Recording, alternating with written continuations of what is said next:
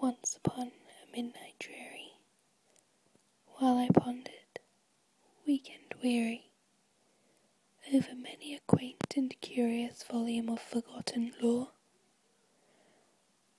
while I nodded, nearly napping, suddenly there came a tapping, as of someone gently rapping at my chamber door.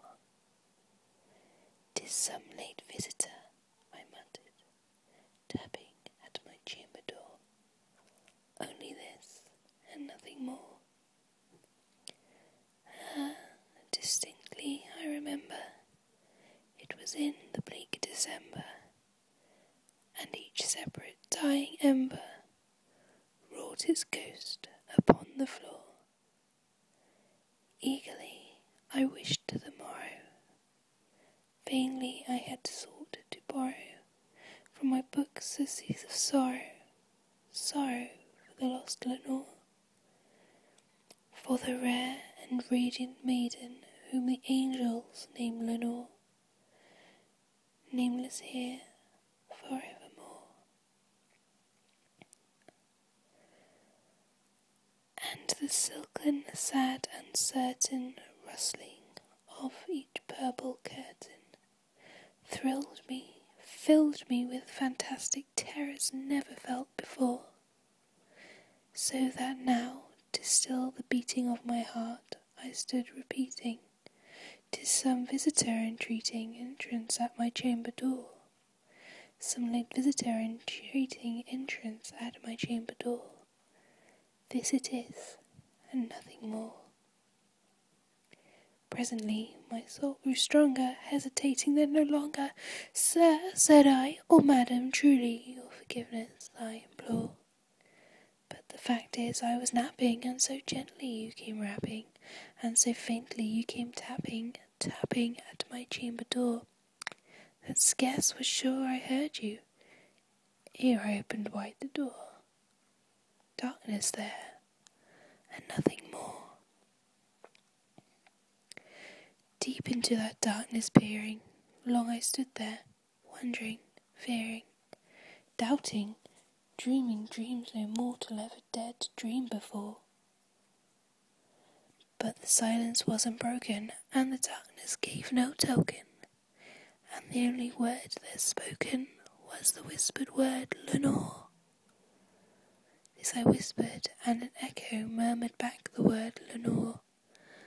Merely this, and nothing more. Back into the chamber turning, all my soul within me burning, soon again I heard a tapping somewhat louder than before. "Surely," said I, "surely that is something at my window lattice.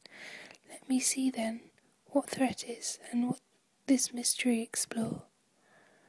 Let my heart be still a moment, and this mystery explore.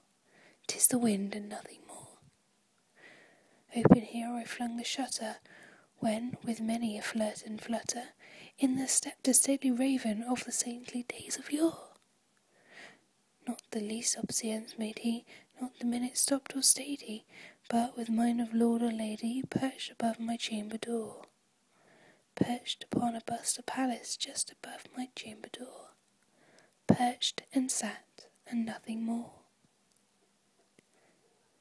Then this ebony bird beguiling my sad fancy into smiling, by the grave and stern decorum of the countenance it wore. "Though thy crest be shorn and shaven, thou," I said, "art thou sure no craven, ghastly grim and ancient raven, wandering from the nightly shore? Tell me what thy lordly name is on the night's Plutonian shore." Quoth the raven, "Nevermore." Much I marvelled this ungainly fowl to hear discourse so plainly, though its answer little meaning, little relevancy bore. For we cannot help agreeing that no living human being ever yet blessed was seeing bird above his chamber door, bird or beast above the sculptured bust above his chamber door, with such name as Nevermore. But the raven sitting lonely on the placid bust, spoke only that one word, as if his soul in that one word he did outpour. Nothing further then he uttered, not a feather then he fluttered, till I scarcely more than muttered, other friends have flown before. On the morrow he will leave me, as my hopes have flown before. Then the bird said, nevermore. Startled at the stillness broken by a reply so aptly spoken, doubtless, said I. What it utters is its only stock and store, caught from some unhappy master, whom unmerciful disaster followed fast and followed faster, till his songs one burden bore, till the dirges of his hope that melancholy burden bore, of never, nevermore. But the raven, still beguiling all my sad soul into smiling, straight I willed a cushioned seat in front of bird and bust and door. Then, upon the velvet sinking, I betook myself to linking fancy unto fancy, thinking what this ominous bird of yore, what this grim, ungainly, ghastly, gaunt and ominous bird of yore, meant in croaking, nevermore. This I sat engaged in guessing, but no syllable expressing, to the fowl whose fiery eyes now burned into my bosom's core.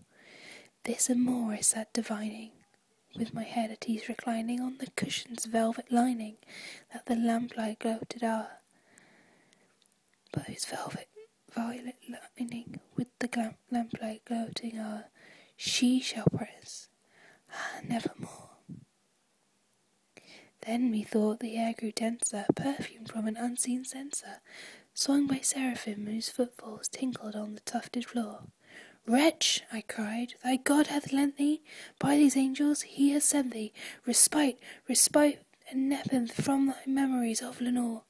Quaff, oh quaff this kind nepenthe, and forget this lost Lenore. Quoth the raven, nevermore.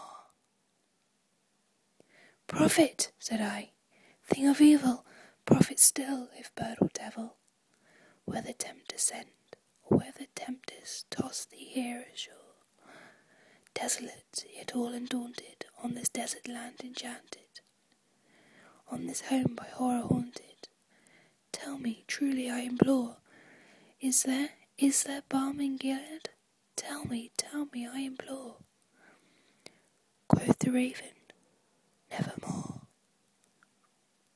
Prophet, said I, thing of evil, prophet still, if bird or devil, by that heaven that bends above us, by that God we both adore, tell this soul with sorrow laden, if within the distant Aden, it shall clasp a sainted maiden, whom the angels name Lenore, clasp a rare and radiant maiden, whom the angels name Lenore. Quoth the raven, nevermore. Be that word our sign of parting, bird or fiend, I shrieked, upstarting, get thee back into thy tempest, and the night's Plutonian shore. Leave no black plume as a token of that lie thy soul hath spoken. Leave my loneliness unbroken, quit the bust above my door. Take thy beak from out my heart, and take thy form from off my door.